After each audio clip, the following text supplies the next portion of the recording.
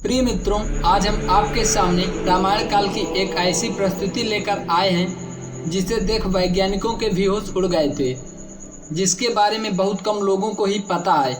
जी हाँ, हम बात कर रहे हैं बाली की गुफा के बारे में। कुछ समय पहले वैज्ञानिकों की एक टीम इस गुफा के अंदर गई थी, लेकिन वैज्ञानिकों की टीम ने अंदर जो नज़ारा देखा उसने सभी वैज्ञानिकों के होश उड़ा दिए। रामायण काल के ऋषिमुख पर्वत में स्थित सुग्रीव की गुफा के बारे में तो हर कोई जानता है, लेकिन सुग्रीव के भाई बाली की इस गुफा से हर कोई आज भी अनजान है, जो अपने अंदर आज भी अनेकों राज समेटे हुए है। बाली की गुफा का पता लगाने जब वैज्ञानिकों की टीम वहां पहुंची तो उन्हें वहां पर कुछ ऐसे सबूत मिले जिससे वैज्ञानिकों ने भी ये साबित कर दिया कि सचमुच ये बाली की ही गुफा है। लेकिन वैज्ञानिकों को उस गुफा के भीतर ऐसा क्या प्राप्त हुआ जिससे वैज्ञानिक भी हैरान हो गए। प्रिय मित्रों, स्वागत है आपका एक बार फिर से हमारे चैनल पर।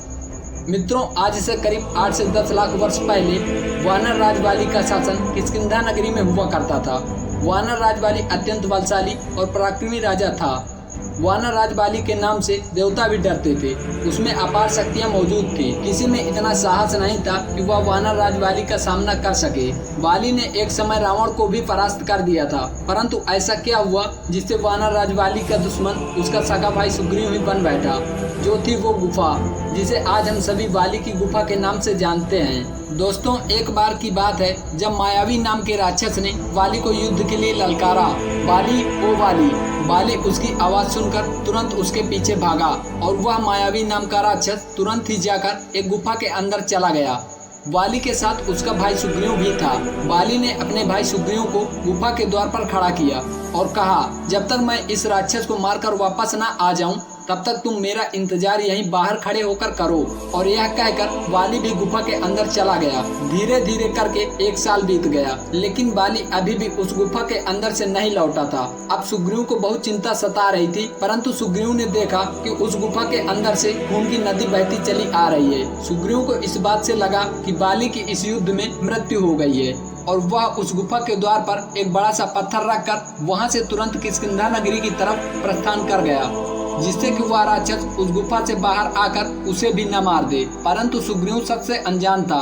दरअसल वह गुफा इतनी लंबी थी जिससे बाली को उस राक्षस को ढूंढने में 1 साल लग गया था। बाली जब राक्षस को मारकर गुफा के द्वार पर पहुंचा तो उसने उस गुफा के द्वार पर एक बड़ी सी पत्थर की चट्टान रखी हुई देखकर वह हैरान हो गया। वानर राज बाली जैसे तैसे करके वह चट्टान हटाकर सीधे किष्किंधा नगरी पहुंचा और वहां पर जो बाली ने देखा उसने बाली के भी होश उड़ा दिए। बाली ने देखा कि सुग्रीव उसकी राजगद्दी पर विराजमान है। सभी वानर जात उसकी जय जयकार कर रही है, जिससे बाली को अत्यंत क्रोध आ गया और उसने तुरंत ही सुग्रीव को लात मारकर अपने राज्य से निकल जाने को कहा, जिससे सुग्रीव और उसके कुछ मंत्री ऋषिमुख पर्वत पर जाकर रहने लगे। जिसके बाद ऋषिमुख पर्वत सुग्रीव की गुफा के बारे में हर कोई जानता है, परंतु वानर राज बाली की गुफा से हर कोई अनजान है।